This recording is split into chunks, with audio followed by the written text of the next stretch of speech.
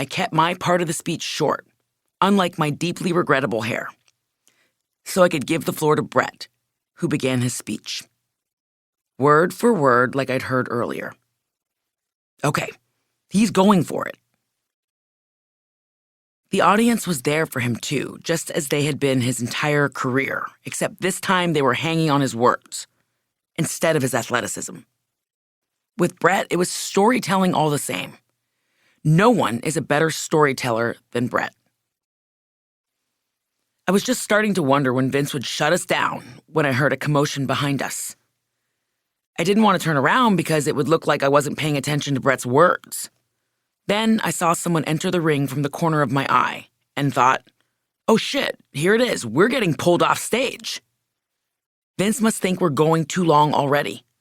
Until I suddenly realized that no, this wasn't somebody from WWE, this was somebody from the crowd who'd stormed the ring, and he was tackling Brett to the canvas. Brett has endured a lot after his wrestling career, including a very serious stroke that took a huge toll on him, and it's made us all very protective of him.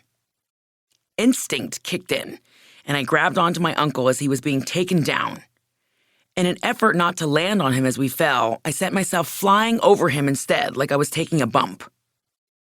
A split second later, Travis Brown, Ronda Rousey's MMA heavyweight husband, appeared in the ring, the fastest heavyweight fighter I've ever seen, along with a flurry of wrestlers piling in from all sides a second behind him. If there was one guy the whole locker room would run through walls to defend, it was my principled, honest, outspoken, and singularly talented uncle. The attacker was quickly pinned down, and some of the rescuers started giving him a wrestler's welcome. That involved introducing their fists to his face. And in the chaos, with Brett secured and his attacker seeing stars, my next thought was, I hope this fucking ponytail is still on my head. I'd taken a solid tumble in the middle of everything, and I was horrified to think that the camera would zoom in on me on live TV and everyone was going to realize that I didn't have any real hair left. Fortunately, it stayed put.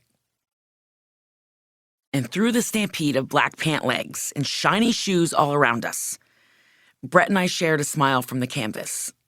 We realized in that moment that nothing could have summed up the craziness, mayhem, and comedy that my dad loved about this business more. Not only did the attack that night not stop the Harts, but it granted us all the time we needed to give my dad the send-off of a lifetime. Who could say no to Brett going long after all that? We never did find out why the man attacked Brett. But after he was hauled out, bruised and battered, Brett got to deliver his speech in full while everybody laughed, clapped, and hung on his every word about my dad. Video of the event trended worldwide for 2 days afterward, as I said to my mom as we left the arena that night. I felt like Daddy wanted to make sure that we stole the show in the most Jim Neidhart fashion ever. And as we both quietly remembered my dad on the ride back to the hotel, I was reminded all over again what the most Jim Neidhart fashion had meant in our lives, good and bad. That's the thing about spending your life with someone who's always unapologetic about who they are. Sometimes you're in awe, and sometimes you're left aching to hear them say, sorry. We told the world a lot about my dad, but I was still struggling with how to carry his memory and not get crushed by it. But that was the journey of any Hart. You step into the ring to honor those who came before you, but you fight to figure out your own place in that historic family lineage. A lineage born from a chance meeting in the very city we were in many decades before. To keep listening to this audiobook, I've left you a link in the description so you can do it, at no cost thanks to Audible's 30-day free trial.